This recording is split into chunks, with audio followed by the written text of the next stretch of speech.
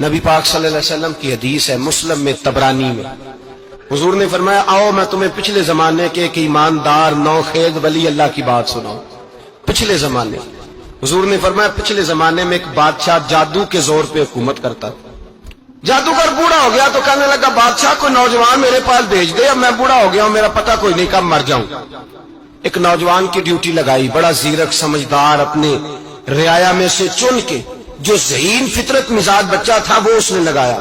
اللہ کے محبوب علیہ الصلوۃ والسلام فرماتے ہیں بچہ جادو سیکھنے لگا، وقت گزرنے لگا۔ بچہ جب جادو سیکھنے جاتا تو رستے میں ایک راہب بھی تھا جو انجیل جانتا تھا، وہ اللہ اللہ سکھاتا، لوگوں کو حضرت عیسیٰ علیہ السلام کی تعلیمات سے آگاہ کرتا۔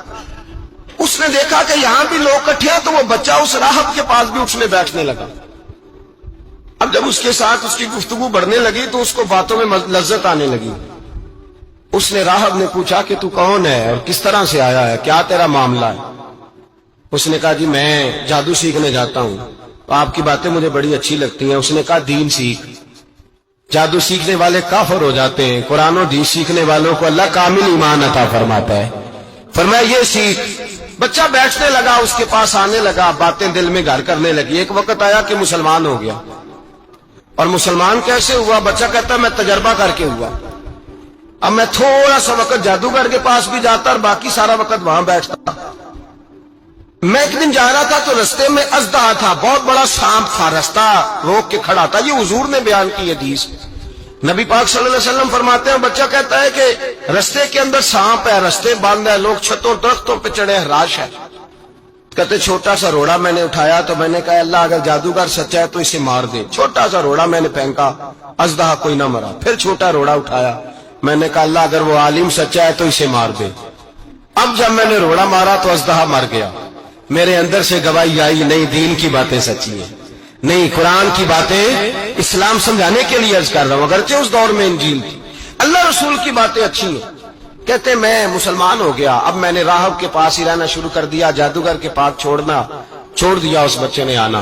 بادشاہ پوچھتا کہاں زیادہ وقت گزارتے ہو تو وہ بات گول کر دیتا۔ وقت تیزی سے بڑھنے لگا، اللہ نے اس نوجوان میں طاقت پیدا کر دی۔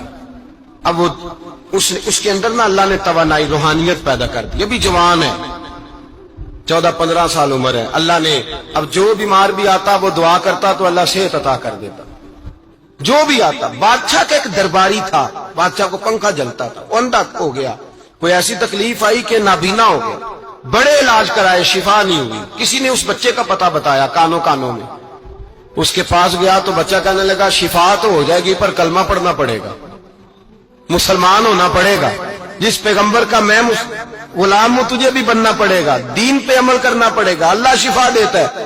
اس نے کہا تو مجھے کلمہ پڑھا، مجھے شفا دے، میں تیار ہوں۔ اس نے کہا شفا تو اللہ دیتا ہے۔ اس نے اللہ تبارک و تعالیٰ کا ذکر کر کے دعا مانگی، یہ مسلم شریف میں حدیث ہے، طبرانی میں موجود ہے۔ اللہ نے اسے شفا دی، اس نے کلمہ پڑھنا شروع کر دیا۔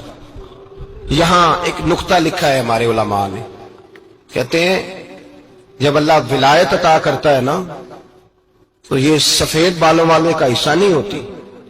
اگر جوانی میں کوئی آدمی توبہ کر کے تصوف کے راستے پہ چلتا ہے تو سب سے زیادہ ولایت اللہ اسے عطا فرماتا ہے، سب سے زیادہ ولایت اس کے پاس ہوتی ہے۔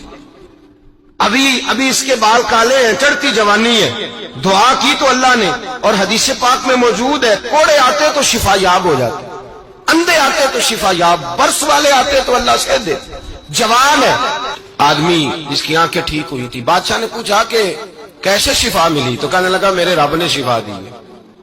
بادشاہ سجدے کراتا تھا، اپنے آپ کو منواتا تھا، معاذ اللہ، کہنے لگا میرے علاوہ کون رب ہے؟ اس نے کہا وہی رب ہے جس نے تجھے پیدا کیا ہے، اور وہی رب ہے جس نے مجھے اندھے کو آنکھیں دی ہیں، وہی ہے میرا مالک۔ کہا اچھا تو مجھے نہیں مانتا؟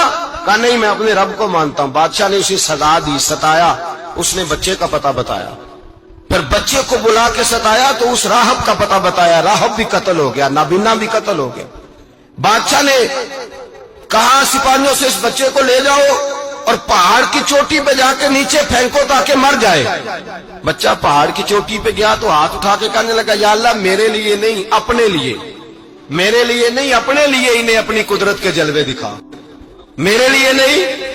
اللہ کے بندے اپنی جان بچانے کی دعائیں نہیں مانگ، اپنے لیے انہیں اپنی قدرت کے جلوے دکھا، یہ دعا مانگی، جتنے لوگ ساتھ آئے تھے وہ سارے زمین پہ گرے اور سب مر گئے، پہاڑ سے گر کے مر گئے۔ بچہ واپس سیدھا بادشاہ کے پاس کہنے لگا لو بھائی میرے رب نے مجھے بچا لیا ہے۔ جوان کا ایمان دیکھو، میرے رب نے مجھے، بولو میرے اللہ نے مجھے ایمان کی گواہی دے رہا ہے، میں بچ گیا ہوں، تو جھوٹا ہے، میرا رب سچا ہے۔